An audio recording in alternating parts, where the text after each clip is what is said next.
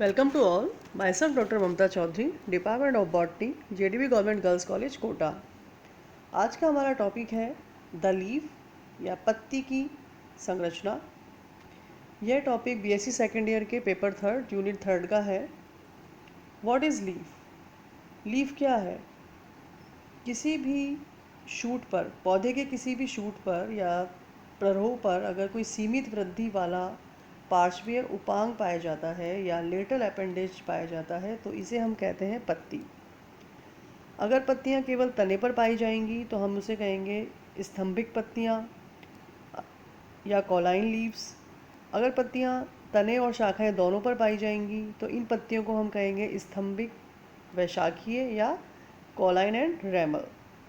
इसके अलावा कुछ पौधे जैसे कि प्याज है, मूली है, इनमें जो पत्तियां हैं वो भूमिगत तने से ही निकलती हैं। इस कारण इन पत्तियों को मूलज या रेडिकल लीव्स भी कहते हैं।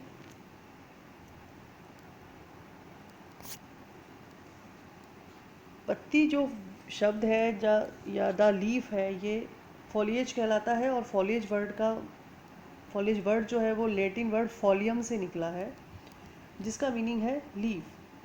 So, the leaf is a lateral outgrowth or an appendage on the stem, possesses neither nodes nor internodes, and buds or lateral branches arise in its axil. तो पत्ती जो है एक चपटी पार्श्वी उपांग संरचना है जिसमें नोड्स इंटरनोड्स नहीं पाए जाएंगे, ना ही कोई कलिका या पार्श्वीय शाखाएं इसमें पाई जाती हैं, और ये एक्सिल से अराइज होती हैं। पत्ती का जो कैरेक्टरिस्टिक्स हैं वो हैं कि leaf is a flattened form, it has thin texture, it contains chlorophyll and veins. तो पत्ती जो है वो एक चपटी संरचना है। इसका जो टेक्सचर होता है वो पतला होता है और इसमें क्लोरोफिल व शिराएँ पाई जाती हैं। So leaf is an organ of a vascular plant and the food making factories of green plants. Leaves come in many different shapes and sizes. Structure of leaf, कोई भी जो पत्ती है या लीफ है वो दो भागों से मिलकर बनी होती है, लीफ ब्लेड या पर्णफलक, और सेकंड कहलाता है पर्णवृंत या पिटियोल। लीफ ब्लेड जो है वो एक चपटी संरचना है पत्ती की, और पिटियोल जो है वो पर्णवृंत कहलाता है। तो लीफ जो है वो पर्णवृंत के द्वारा ही तने से जुड़ी रहती है। जिन पत्तियों में पर्णवृंत नहीं होता उनको एवरंत पत्तियां या सेसाइल लीव्स भी कहते हैं। Now types of leaf. Leaf को मेनली दो भागों में बांटा गया है पर्णफलक की संरचना या लीफ ब्लेड की संरचना के आधार पर, simple leaf and compound leaf. Simple leaf जो होगा उसका जो मार्जिन होंगे वो एंटायर होंगे, कटे फटे नहीं होंगे, जबकि जो कंपाउंड लीफ है इसमें जो लीफ ब्लेड के जो कटाव है वो कई स्थानों पर होता है, और ये कटाव जो है मिड रिब या मध्य शिरा तक पहुंच जाता है, जिससे जो लीफ ब्लेड है वो कई लीफलेट्स या पर्णकों में बढ़ जाएगा। सो ऐसी कंपाउंड लीफ जिसमें एक ही सामान्य एक्सिस के दोनों ओर पत्तियां जुड़ी रहेंगी तो इसे हम कहेंगे पिच्छाकार संयुक्त या पिन्नेटली कंपाउंड लीफ। कुछ पत्तियों में जो लीफलेट्स होते हैं वो एक ही बिंदु से निकलते हुए दिखाई देते हैं, इनको कहते हैं palmately compound leaves. Compound leaf को आगे दो भागों में बांटा गया है, जैसा कि हमने भी पढ़ा, pinnately compound and palmately compound. Pinnately compound leaves को भी डिवाइड किया गया है unipinnate leaf, bipinnate leaf, tripinnate leaf and decompound leaf. Unipinnate leaf में, जिसे नाम से पता चल रहा है, इसमें केवल एक ही पिन्ना होगा, यानी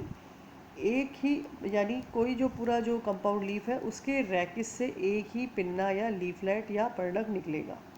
ऐसी पत्तियां हमें केशिया फिस्टुला में दिखाई देती हैं। और जो दूसरा प्लांट है रोज़ा यानी गुलाब, उसमें भी यूनिपिन्नेट पत्तियां पाई जाती हैं। सेकंड टाइप है बाईपिन्नेट। बाईपिन्नेट मतलब दो पिन्ना का पाया जाना, एक ही मतलब जो मिडरिब है उससे एक और एक्सिस निकलेगी जिसे हम कहेंगे सेकेंडरी एक्सिस, फिर इस पर लीफलेट पाई जाएंगी। फॉर एग्जांपल अकेशिया में जो लीव्स हैं वो बाईपिन्नेट पाई जाती हैं। ट्राइपिन्नेट में जो सेकेंडरी एक्सिस है वो एक और एक्सिस बनाती है जिसे कहते हैं टर्शरी एक्सिस या तृतीयक अक्ष, और इस पर पत्तियां उत्पन्न होती हैं। ट्राइपिन्नेट लीव्स पाई जाती हैं मोरिंगा में, यानी ड्रम स्टिक जिसको कहते हैं। फोर्थ है D compound leaves. D compound leaves में जो है नंबर ऑफ पिन्ना या पर्णकों की जो संख्या है वो 3 से ज़्यादा होती है, तो इसलिए इसको डी कंपाउंड लीफ में डाला जाता है। इसमें डी कंपाउंड लीफ पाई जाती हैं सौंफ में, धनिए में, यानी सौंफ यानी फोइनिक्यूलम, और धनिया यानी कोरिएंड्रम, इनमें जो है डी कंपाउंड लीव्स पाई जाती हैं। पामेटली कंपाउंड लीव्स को भी आगे 3 पार्ट्स में बांटा गया है: unifoliate leaf, bifoliate leaf and trifoliate leaf. Unipinnate leaf में एक सिंगल जो पर्णक है वो पिटियोल के टॉप पे पाया जाएगा। बाइफोलिएट में जो है पिटियोल से 2 लीफलेट जुड़ी रहेंगी, और ट्राइफोलिएट में पिटियोल के एक पॉइंट से 3 लीफलेट जुड़ी होंगी। यूनिफोलिएट लीफ का एग्जाम्पल है सिट्रस प्लांट, जिसमें नींबू आता है। बाइफोलिएट में आने वाले प्लांट हैं प्रिंसेपिया, और ट्राइफोलिएट कंपाउंड लीफ पाया जाता है एजल मैमलस यानी बील में। So this is all about compound leaf. ये पिक्चर कंपाउंड लीफ शो कर रही है, और कंपाउंड लीफ में भी ये यूनिपिन्नेट कंपाउंड लीफ है। जैसे कि आप पिक्चर में देख रहे हो कि जो रैकिस है वो डिवाइड हो चुका है, और कई सारे इसमें पर्णक हमें दिखाई दे रहे हैं। तो इस तरह की लीफ कहलाती है unipinnate compound leaf. What are the definitions of compound leaf? First, palmately compound leaf. In palmately compound leaf, leaflets radiate from the end of the stem like a palm. And pinnately compound, leaflets are arranged on either side of a central main stem. Now, internal structure of leaf और leaf anatomy. अगर हम किसी भी leaf का transfer section काटते हैं तो हमें उस ट्रांसफर सेक्शन में 3 रीजन्स दिखाई देते हैं: epidermis, mesophyll and vascular tissues. Epidermis जो होगी वो 2 भागों में डिवाइड होगी, दोनों सरफेस पे होगी, अपर एपिडर्मिस और लोअर एपिडर्मिस के रूप में। मीजोफिल्स जो होगा उसमें क्लोरोप्लास्ट से भरे हुए टिश्यूज़ होंगे जिन्हें हम क्लोरेनकाइमा कहेंगे, और लीफ में जो वेन्स पाई जाती हैं या शिराएँ पाई जाती हैं वो होता है vascular tissue. Structure of the leaf, अगर हम किसी लीफ का इंटरनल स्ट्रक्चर देखते हैं तो उसमें हमें ये 3 रीजन दिखाई दे रहे हैं। सबसे ऊपर है अपर एपिडर्मिस, उसके बाद है पैलिसेड टिश्यू जो कि पिलर शेप का या खंभाकार का होता है। उसके नीचे हमें राउंड टिश्यू मिल रहे हैं जिन्हें हम कहते हैं स्पंजी टिश्यू। उसके बाद दिखाई दे रही है हमको जाइलम सेल जो कि अपर एपिडर्मिस की ओर होगा, और उसके नीचे फ्लोएम टिश्यू जो लोअर एपिडर्मिस की ओर फेस किए रहता है। तो ये पिक्चर है internal structure of the leaf. Now what are differences between dicot leaf and monocot leaf? As you see, dicot leaf में अपर एपिडर्मिस लोअर एपिडर्मिस के बीच में जो मीजोफिल टिश्यू हैं वो 2 तरह के हैं। अपर एपिडर्मिस से जस्ट नीचे जो आपको दिखाई दे रहे हैं इसमें खंभाकार टिश्यू हैं, इनको हम पैलिसेड टिश्यू कहते हैं। उसके नीचे जो राउंड शेप में और एयर स्पेस युक्त जो संरचनाएं दिख रही हैं, राउंड शेप की जो सेल्स दिख रही हैं वो है स्पंजी सेल्स, और सबसे नीचे इसमें हमें स्टोमेटा स्ट्रक्चर दिखाई दे रहा है, और वैस्कुलर टिश्यूज़ भी इसमें, वैस्कुलर बंडल्स भी दिखाई दे रहे हैं। जहाँ जो जाइलम होगा वो अपर सरफेस की ओर होगा, फ्लोएम जो होगा वो निचली सरफेस की ओर होगा। तो लीफ में जो वैस्कुलर बंडल्स होते हैं वो कोलेटरल टाइप के पाए जाते हैं। Now internal structure of monocot leaf. Dicot और मोनोकोट लीफ में कुछ डिफरेंसेस हैं। जैसे कि अगर आप सबसे पहले देखोगे अपर लेयर जो है इसमें अपर एपिडर्मिस कहलाएगी लीफ में, और अपर एपिडर्मिस में कुछ सेल्स जो हैं साइज में बड़ी हैं, एपिडर्मिस की जो कुछ सेल्स हैं वो बड़ी हैं, इन सेल्स को हम कहते हैं बुलीफॉर्म सेल्स। और दूसरा जो डिफरेंस है डाइकोट और मोनोकोट लीफ में, कि मोनोकोट लीफ में जो स्टोमेटा होंगे वो दोनों सरफेसेस पे होंगे, जबकि डाइकोट्स में लोअर सरफेस पे स्टोमेटा ज़्यादा पाए जाते हैं, अपर पे भी होते हैं लेकिन लोअर पे ज़्यादा पाए जाते हैं। नेक्स्ट जो मेन कैरेक्टरिस्टिक होता है मोनोकोट लीफ का, कि इसमें जो स्टोमेटा होते हैं वो डमरू के आकार के या डम्बल शेप होते हैं। और जो मीजोफिल सेल होगा वो केवल स्पंजी टिश्यू से ही मिलके बना होता है। मोनोकोट लीफ में पेलिसेड टिश्यू या खंभाकार ऊतक नहीं होते। तो these are some differences between dicot leaf and monocot leaf. What are the functions of leaf? Leaf का जो है डायरेक्ट या इनडायरेक्ट रोल होता है। सबसे पहले जो लीफ है, जैसा कि हमने अभी पढ़ा कि लीफ में जो मीजोफिल टिश्यू होता है उसमें क्लोरोप्लास्ट पाया जाता है। क्लोरोप्लास्ट जो है वो फोटोसिंथेसिस के द्वारा ऑक्सीजन प्रोड्यूस करता है, और ये ऑक्सीजन जो है वो एनिमल्स के लिए रेस्पिरेशन में काम आती है। दूसरा जो लीफ है वो फोटोसिंथेसिस के लिए जो CO2 है वो वातावरण से ही ग्रहण करती है स्टोमेटा के द्वारा, और ये CO2 ही जो है अपचयित होकर भोजन के रूप में ग्लूकोज का निर्माण करता है। थर्ड,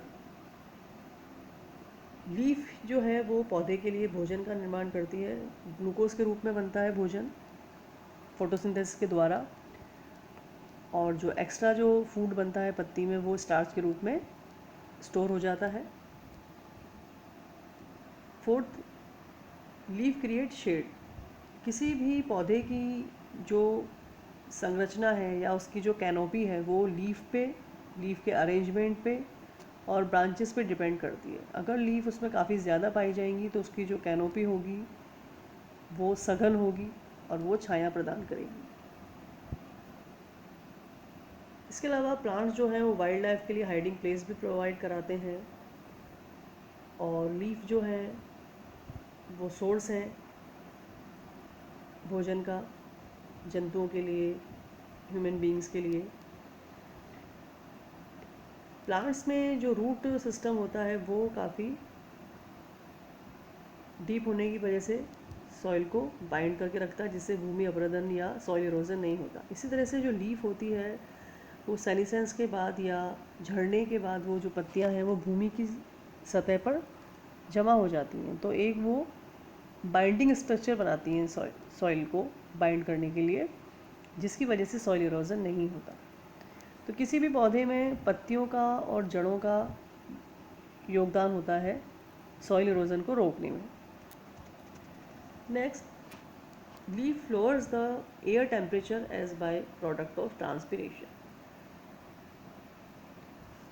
लीफ जो है वो एक्स्ट्रा जो पानी है या वाटर है उसको स्टोमेटा के द्वारा बाहर वाष्प के रूप में निकाल देती हैं। इसे हम कहते हैं वाष्पोत्सर्जन। तो जो भी एक्स्ट्रा पौधों के अंदर जो जल होता है वो वाष्पोत्सर्जन से बाहर निकाल दिया जाता है वाष्प के रूप में, जिसकी वजह से जो वातावरण का जो तापमान है वो कम हो जाता है और ह्यूमिडिटी बनी रहती है।